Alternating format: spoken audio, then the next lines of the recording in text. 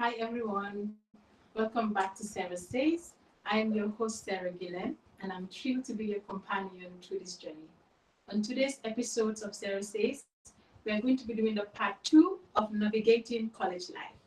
And like I promised, we have a guest today in our midst, and our guest is right here. I'll allow her to introduce herself before we get started. Thank you. Hello, everyone. It's good to be here. My name is Musukuta Faal. Thank you for having me, Sera. We are really, really happy to have you on board. And, since we started the podcast, this is the first time we are having a live episode. This is the first time we are coming live and having a guest on our midst. So we are very, very excited to have you. It's a pleasure. Thank you so much for accepting this call to share your story with us. It's an honor to be here. Indeed. Thank you so much. So before we get started, can you tell us a little bit about yourself, who you are, what you studied in school, and what you are doing currently? Okay. My name is Musukuta Faal. I am a communications enthusiast. So, yes, I was actually studying journalism and digital media at the University of the Gambia. Finally done, just waiting for that thesis to be approved, and then the BSc would be right there. Yeah. So how does it feel? How does it feel to know that you'll be a BSc holder in a couple of months? After all the struggles and the stress of university life, it actually feels good. Like so relieved that finally I am getting it. Yeah. So yes. I can imagine. The time when I was about to get my BSc, I was filled with mixed emotions. It was during COVID. I have been working from home and learning from home for the past year. And then I was like, in fact, I'm over graduation. I'm not going to graduate. But I'm so excited for you. It is a pleasure, having a degree, and I'm telling you the job market will be scrambling over you. Yeah. So how was UTG? UTG was so I started UTG in 2020 when COVID just came into the Gambia. Yeah. So I would say my first semester at UTG is actually the COVID batch, the online exams, the online classes, and everything. Mm-hmm. All of it, like a fresh graduate from high school, and then you have to use digital platform to actually do your tests, actually attend classes. Sometimes, and then you're almost 24 hours at home in a Gambian house. You have to tell your parents, you know what, I am in class. When they're actually seeing you on your phone or in front of your laptop, it's sometimes very crazy. But then in 2021, started going to school, and then I missed the online platform because sometimes you could actually log into class and be doing something else, and it was really fun. But then now we're fully in class, and then we have to learn with the assignments. UTG was really stressing for me, especially. But then, thank God, it's all almost done now. I think you have just lead us nicely into my next question, which is stress management. In my last episode, I talked about emotional intelligence and one of the ways to, relieve yourself from the stress and how to manage your emotions. In our next episode, we're talking about how to manage emotions. But do you mind just telling me a little bit about how were you able to balance your stress levels, given university life, moving from online learning to in-person classes? How was the transition, and how did you manage? So I was actually able to manage usually after school. So I do go to a library to actually mentor few students. So from school, I am actually there. So once I am there, it's like a different world for me. It's like a transition. You're from here, you're doing this, and then back home again, I have to run my business during the weekends. So I think getting myself occupied with doing things actually helped me manage some of the stress, because one thing I believe is if you're actually stressed and you have nothing to do, then it comes at you. But if you're occupied with doing a lot of things, then you're actually able to manage a lot of things around you. And then that was one thing that actually helped me, because I'm someone that's always into things. I'm always doing things. I don't want to be sitting not doing anything. It disturbs me a lot. So yes, that was when I was able to manage stress and everything. So yes. So basically, if you're listening, Musukuta is saying find an outlet. She's saying find something to do. Yes. So whether that is, finding somewhere to volunteer, like she did, going and mentoring students, get something going. So if you're here listening to us, comment below. Yeah. What do you do to manage your stress levels, especially if you are also part of the UTG family? Yeah. So apart from the outlets and going and doing all of these things, maybe you can tell us another outlet that you had, because I heard you saying that you had a business. Yes. So what was this business, and how exactly did it help you to cope with the stress? Because businesses are stressful. So how did you manage having another stressor as an outlet? Yeah. Okay. So I think I'll start with how I started the business. Yes, please. So yes, UTG, actually graduating from high school and then starting university, getting the finance was actually an issue. And then I always promised myself that after high school, I am going to be independent. I don't want to be bothering people as to I need this, especially at college, you need to print out notebooks, you need to print out a lot of your documents. So I was like, I need to be able to start doing something for myself at an early age. So I thought, what else could I do? During COVID, I was actually enjoying some YouTube videos about cooking. I developed loving to cook. So I was like, since I am this good at cooking and everything, I started selling every weekend. So usually it was Monday, Wednesdays, and Fridays. And then later, when I was so occupied with UTG and some of the things I do after work, I would use Saturdays. But then through the week is when I'll take orders. So that it's just Saturday that I am selling but then I'll take the orders from Monday to Friday, and then Saturday I'll sell, and then Sunday I'll prepare for Monday again. So yes, I was actually able to manage because it was just one single day that I'm fully focused on my business, and then the other days it's just to get myself prepared with whatever I was doing again. So yes, it wasn't easy, but then it was helpful. Yeah. I can relate to your story because when I also started UTG, I went to UTG in 2016, and that was 3 years or so after I had finished high school.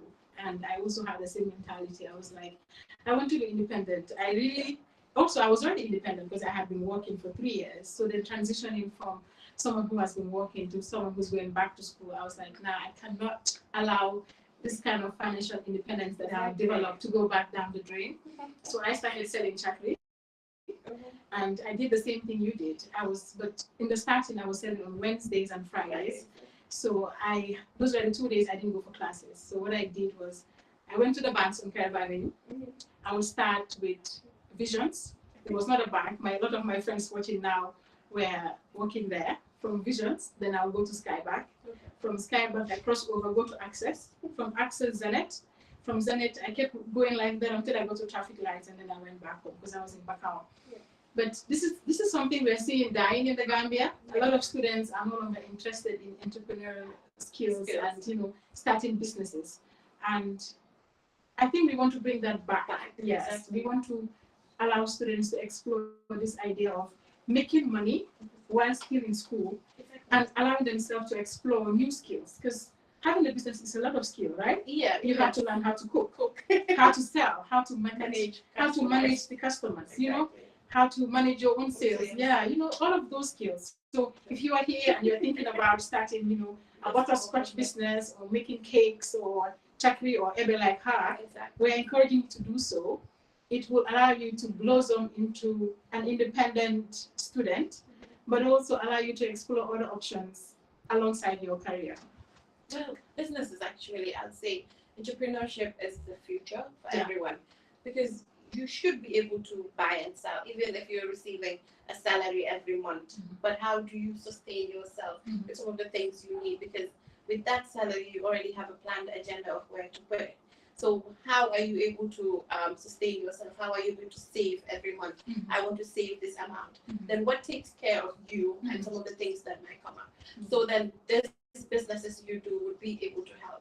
I know it's Gambia, the profit might not be very much, but then the littles we keep. I used to have this small coin bus.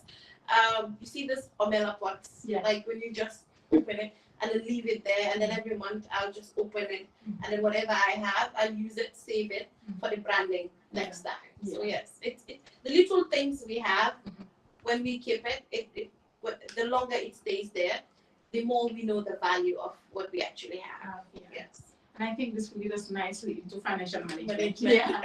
Managing your finances as a student, regardless of whether you have a business like we are discussing right now, or if you are depending solely on your family and your parents.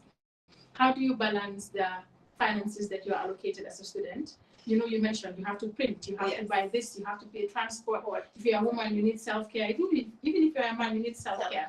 You know, how do you balance the little that you have as a student and still learn how to save and all of that? See, I was actually someone that limited what I really wanted. Because if you have to make choices for yourself, you need to limit some of the expenses you make and like cut your coats according to your size. Let's say, for example, you know the background you're from, and then you go into the university and there's Students' Week coming. You know the ticket is actually $2,500 or let's say $3,000, and you know you cannot afford that. What you're earning every month would not be able to give you that. There's prom dress, there are other things you need to buy for yourself. These are activities I did not attend when I was there. It's not because of the finances. I could actually be able to manage and be able to buy those things, but are they really my priorities there? And we should be able to set those standards for ourselves and be able to set what our priorities are. And then, like, it's actually 4 years. It's just 4 years. There's a whole lifetime waiting for you there after university. So that was something that was really able to help me in university, because I was not into a lot of activities there. It's just go to school, print your notes, do your exams, pass your exams, wait for the other semester to do this thing. I know it feels really boring to some of you that might be watching, but then right now I say it was really helpful. And then final semester, I can decide to go to Students' Week today, and then I have saved for it. Like, there won't be that financial impact of what I have been starting. It's if your first semester there's Students' Week or there's Space of UTT, you attend every event. How would you be able to balance what you have to spend on transport? And then sometimes you would actually starve yourself at school. And we just need to set our standards and set our goals as to what we actually need. So she's saying that you don't have to attend every event. Correct? You want to go. Everything you want to go. Student Week, you want to go. Face of UTG, you want to go. This you want to go. That you want to go. No. So she's saying that prioritize, and prioritizing might look like letting go of some events. Prioritizing might look like sacrificing something for something else. Yes. Exactly. So like she's saying, you have 4 years and all of these events are repeated perhaps all these 4 years. Exactly. So there's nothing wrong with sacrificing in your first year and then going for the second, sacrificing the third year and going for your fourth, or vice versa, whatever that works for you. But do not feel obligated to attend every event, especially those that do not bring any returns. To give an example, I was talking about networking in my other episodes, and I know someone will say, but Sarah, you said we should network. We should be part of the societies. We should be part of this. We should be part of that. And here you are telling us that we don't have to attend all of these things. So when you are networking, you have to choose and you have to be selective. You could actually network. Exactly. You can be selective. You don't have to attend every event. Not every program is actually a networking opportunity. Exactly. So if you are going to an event and the people that you want to network with upwards, vertically, you want to go upwards, are not going to be present, you're just going to be with your peers, but you're also with your peers all the days of the week. Is it really networking?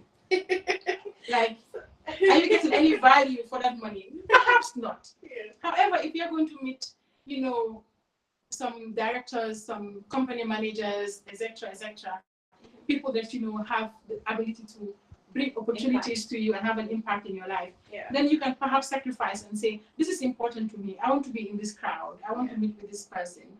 And these few hours can have a lasting impact because you will not see them easily. But if you're seeing them all the time, then you can start. I'm just giving an idea. This is just an example. You can choose it or you can leave it. But it's an option that you can explore as you're listening to us.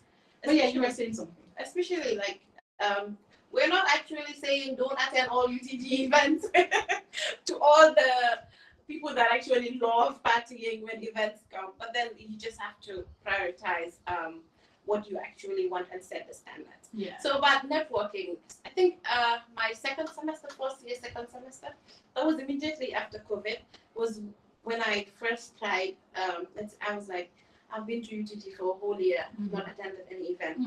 So I went to the face of UTG for the first time, and it was actually fun. Like you get to see different schools, and then I was actually at UTG, it's just the School of Journalism, and sometimes the law students you meet on ICT. But then when I went to the face of UTG, and then I actually met a lot of people, and then it actually built the network. You understand? Yeah. At places like that, you're there for entertainment. Obviously, you can build networks. You can have some friends there, and then when you meet at school, hi, how are you? And then you go do whatever you have to do. Let's say if there's a seminar, then important people are coming in. Those events should not actually be events that you would want to miss. Let's say there's a conference or there's a seminar that's actually happening, because you don't know who you meet there and the opportunities they're actually going to give you.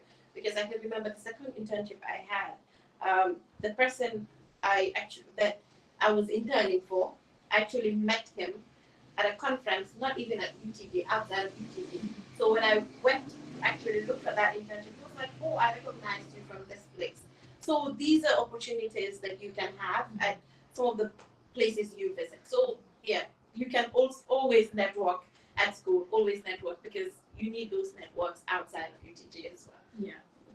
And like she said, she went to an event, not even within UTGs, but the person was like, I recognize you from somewhere. Yeah. So do not ignore activities that are outside of your university. These activities can be in your community. These activities can be in the groups that you are volunteering in, or that you are performing various responsibilities.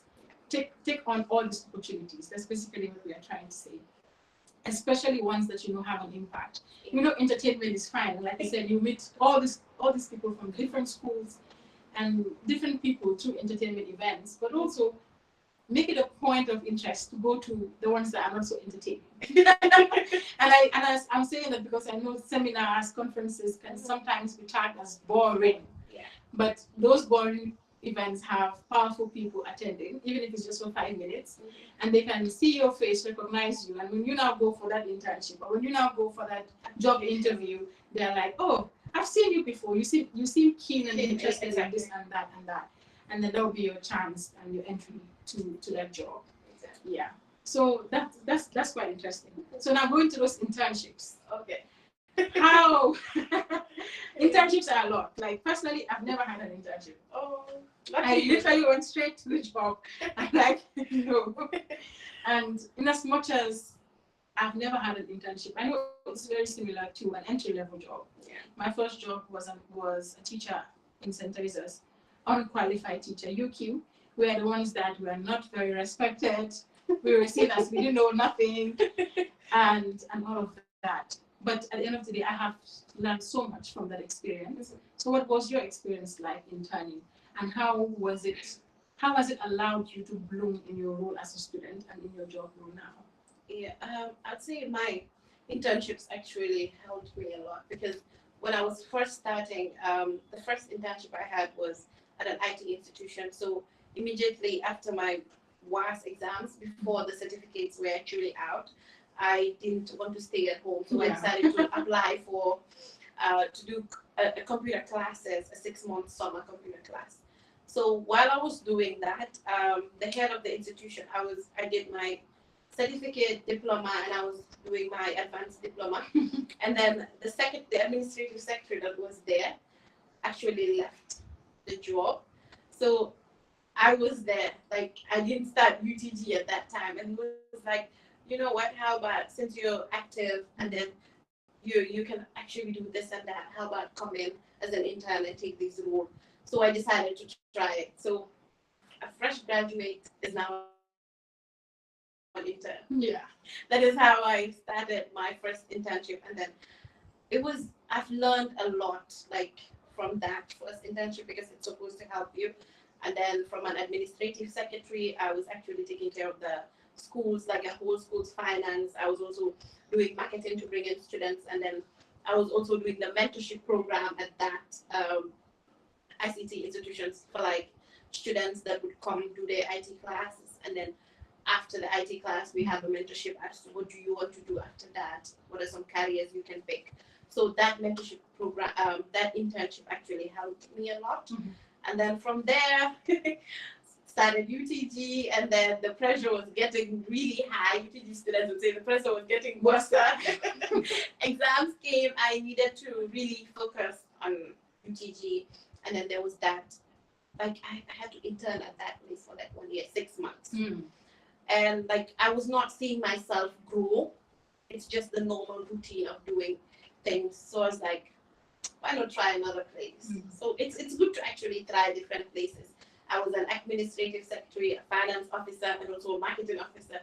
And then exams came. I had to leave all of that and focus on exams, because UTG exams, because I actually want to have that career. I want to build that footstep for myself. So then I had to leave, focus on exams, and then after exams, I applied for another internship at another different place. So the first one was an IT institution. This was actually a private business company that I was interning for as a communications officer. But then I was already in my second year, first semester as a university. So that was like a practical of what I was learning. So it was at that business institution that I actually found the person that I met outside of UTG. And then on my first day of interview was when I actually got the internship opportunity. And then after 6 months, UTG opened another internship opportunity for NAM assistants at the National Assembly. That was where I left that place too, because I wanted to experience something else. So I applied for that, and then did the 6 months at the National Assembly. And then after the 6 months, I was employed. So yes, finally, finally, I am at one place now. So for the first 2 years, I've been at the National Assembly, and I am still there. So yes, And how is that? How is that? It's so good. I love my job there. Like I am diverse. I get to be an ICT officer today, and then tomorrow I'll be a communications officer. The next day I'll be a photographer. So I like everything I've done throughout my internship is like I am putting it into practice. Like where I am right now, and it's super fun being a communications officer, especially at an institution like that. So yes. So it's quite interesting when you talked about your internship. And I'm going back to the very first one. And I'm just going to look in the camera and speak to organizations, because there's something they do, which is they start abusing the internship. And you went there for administrative secretarial responsibilities. But you started doing the finance job. You started doing the other job. I started doing the other job. And it happens quite a lot. Sometimes if you have a good intern, we can easily abuse that by giving them more responsibilities, more than they agreed to. And then, like you said, it affected your studies, and you had to take a step back and be like, I think I'm gonna pause this and focus on my studies.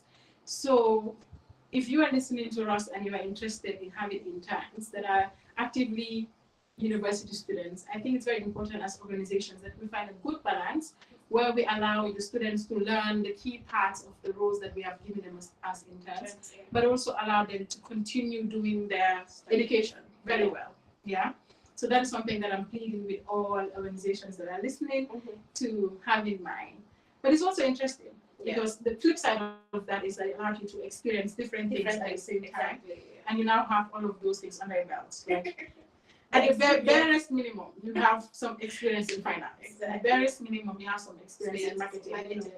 And that is your advantage. And you can always write it very nicely on your CV to show all these different experiences. That's right. The other advantage that she mentioned with interning is how she was able to intern at the National Assembly, and now she's a full-time staff.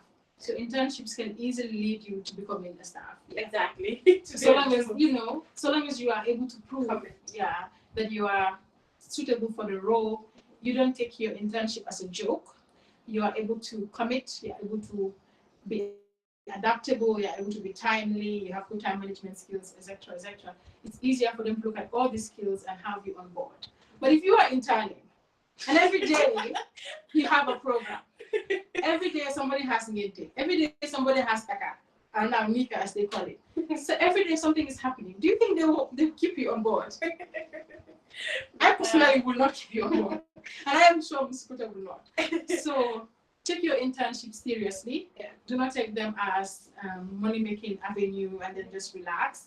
See it as this is an opportunity for me to get a job within this organization, or maybe even outside of the organization. Yeah. So just encouraging you guys, if you are not yet looking into internship opportunities, start looking at them now. So does the University of the Gambia have somewhere where they publish internship opportunities for students? So that was actually the first cohort of 100 interns. So it was like a trial for the university. They took like 100 students. Different schools? Yes, from different schools. So it was actually 60 females and 40 males.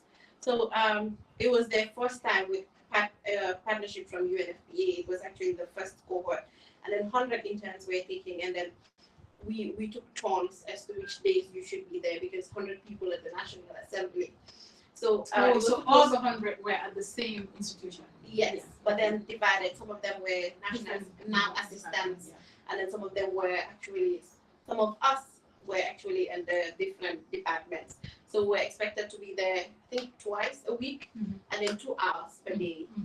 So it actually helped us with the work that we do there, and also at school, the work we had to complete at school. So it was really flexible. And then there was a stipend given for your transport refund and everything. So that was a motivation. I bet it was. So it's also some of the sacrifices we made, even though 2 hours was given, and also 2 hours and twice a week. But then I'd actually go there, let's say, 3 times a week. And then maybe the 2 hours I'll extend it to 4 hours. UTG is not an everyday thing. Like whoever tells you I go to school every day from Monday to Saturday, how many courses are you taking a semester? It's just 6 courses. You could take Monday, Tuesday, Wednesday and go to school, and then Thursday, Friday, something else to do, or make it Monday, Wednesday, Friday, and then.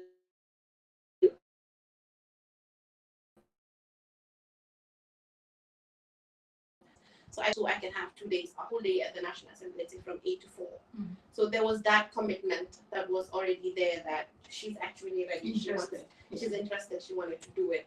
And then after the internship, out of the 100 that was taking, like I was the only one that was actually employed there. And you can see why, right? You can see that because you went the extra mile. Yeah, it's the extra mile and the sacrifice you put into what you really want. And then sometimes it yields, because when we were doing it, we were actually told that it's not like you're doing it because you're going to be employed here. So when I was starting the internship, if you had actually told me, you know what, you would be employed here one day, I would be like, nah, it's just 100 people. 100 people are actually there. Who told you I would be employed? But then with the sacrifices that you make, and also the effort you put in the work that you're given, and the seriousness and commitment you put in everything, it actually yields a better future for you. So, yes. And I really like that. She took initiative and she was like, I want this thing. Yeah. Whether or not they promise me a job or not, I'm going to do it so well that they will have to keep me. And then they did.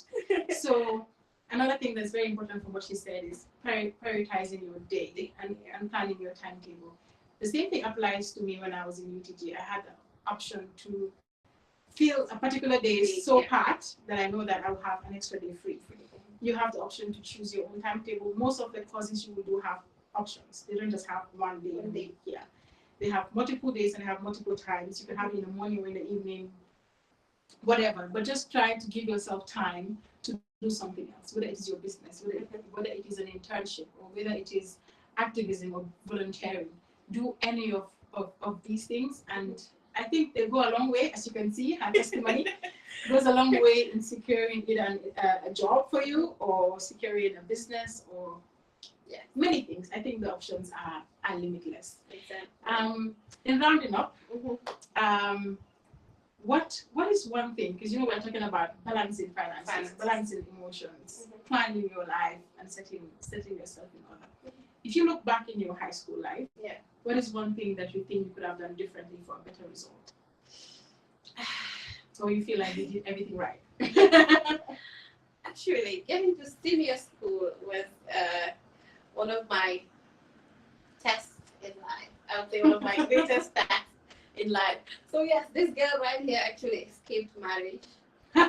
Early marriage. I was not expecting that. From grade 9. Wow. So when you do your domestic exams and then the results don't turn out well, you actually fail, and then you have a parent that's like, you know what, I think it's high time we actually take you off the market. And so most of the girls would say, but then you're that committed, you actually want to complete your education. Yeah. You want to get that degree. So I had to fight that. So yes, I escaped marriage in high school and then graduated and still wanted to pursue that degree because it's the commitment that I put to myself. I won't go into that marriage part of it. It's so deep. It's already buried and everything. So yes, and also graduating from high school, getting into the university, scholarship was actually a headache, especially with the course that I am doing. It was really difficult because you were actually asked to choose between marriage and school, and you decided to choose school. So getting someone to sponsor you do that, go ahead, let's say 39,200 every year for UTG was something that has pushed me to even go ahead and do some of the internships I had to do so I could be able to sustain myself.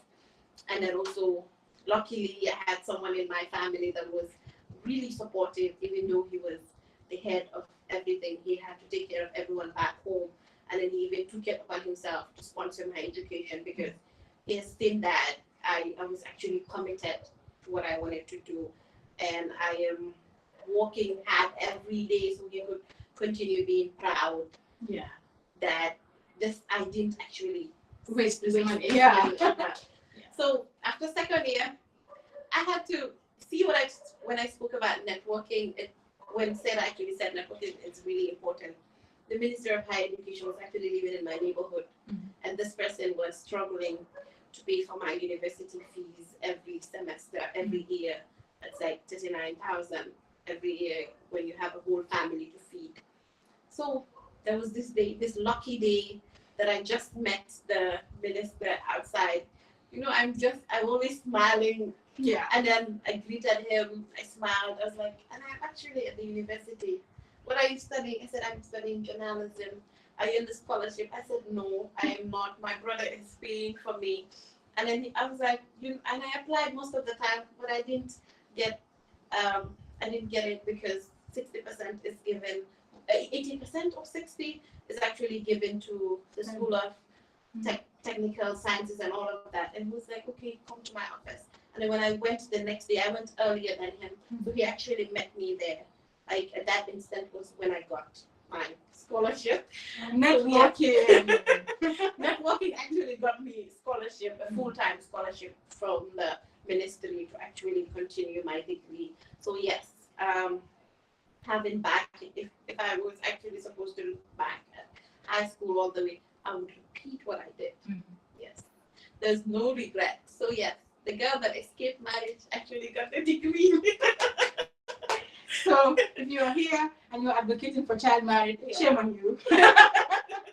But you can see the testimony, like women are doing great things, and she will still end up married at the end of the day, but she will be married happy, knowing that she achieved the things she wanted to achieve in life, and she's not going to be forced into it. And I really want to applaud your brother who decided to do that, because he went against his own upbringing, he went against what he believes and what he knows, and he's like, you know what, I'm going to give my sister a chance, and you have done well. And I'm sure there are many, many other people who have the same story as yourself, who, because they failed one exams or they did something different, they are like, well, you are condemned to marriage, and they are like, no. So if you are here and you are still saying no to that, we are applauding you and we're encouraging you to keep doing well. And at the end of the day, we want to believe, just like Musukuta, you two will be here seeing your story and telling us about how you did great things in school. Thank you so much for sharing your story with us. Thank you for If you having have me. if you have been asking questions on the chat, sorry we have not been able to see it, but we'll go and respond to all of them. Please, this will be saved. You'll be able to listen to it here on YouTube and on Facebook and on Spotify and Apple Podcast. You'll not see the video, but you will hear the sound. Yeah, and continue to engage. Musukuta is very approachable. If you need to discuss anything with her or myself, feel free to reach out. We are more than happy to help you, especially if there are issues regarding child marriage or any of these issues surrounding your story. We are more than happy to help you navigate that challenge. Do you have any final words for our listeners before we close? Okay, to our listeners, I'll say thank you so much for actually being with us throughout the whole show. And then one advice I'll give to all UTG students, like give yourself that priorities. Like, what do you want to achieve at the end? Do you still want to be in university, graduate with a degree, and start fresh by looking a job? How about try those internships that are available? Like, sometimes you don't even need to wait for someone to advertise that there's an internship available. Just write as many cover letters as possible. Engage yourself in volunteerism active. When you see any volunteerism activities, engage yourself in it, any youth walk, because you don't know what it would yield. And any little opportunity you have, just go ahead and do it with anybody, especially if you fail a semester. Like, that's not the end of it. There are 6 more semesters or 8 more semesters coming. You can actually recover all of that. Plus, we're just doing the degree. At the end of the day, the C plus or the F would not be there. It's the degree. It's BSc honors, BSc magna cum laude. The C is not going to show on that unless if you don't show the transcript. So there's a long way for everyone. And to all the ladies out there, I'm saying thank you so much. Like, we are the future. Women are the future. I know there will be some men in our comments who would say, so what about men? You're also the future, okay? But yeah, women, we are the future. Exactly. And if you're here listening to us and you have a family, you have girls at home, please encourage them to go into the schools, encourage them to stay and get their degrees. Women can be anything, whatsoever they want in this day and age. We don't only have to be wives. We don't only have to be mothers. We can be engineers, we can be carpenters, we can be plumbers, we can be mechanics, we can be nurses. You can be whatever you want to be. And that is one thing that Sera says is trying to create. And when she was talking about the internships, I can't wait to be in a place where I can say, I have 10 organizations and I'm going to offer 100 internships, 10 for each organization. And I know we're getting there. So continue to support the podcast, continue to follow this journey along with us, continue to share our episodes with the people that need it the most. And this is Sera saying thank you.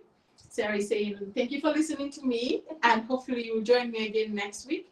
Our next week's episode will be on how to manage your emotions in high school and university. So we're talking about all the tools that you need in managing the emotions that come from having UTG teachers that, misplace your grades, they have misplaced your papers, they are not showing up for your classes, you have a course that has been deferred for God knows how long because you don't have a teacher. All of these stresses, trust me, I was in UTG for 2 years, so I know the stress. So how do you balance all these emotions? And how do you not lose your mind? That's what we are going to be discussing next episode. So please do well to join us. And thank you very much, Ms. Kuta, for being here. So grateful. And yeah, speak to you later. Bye, everyone.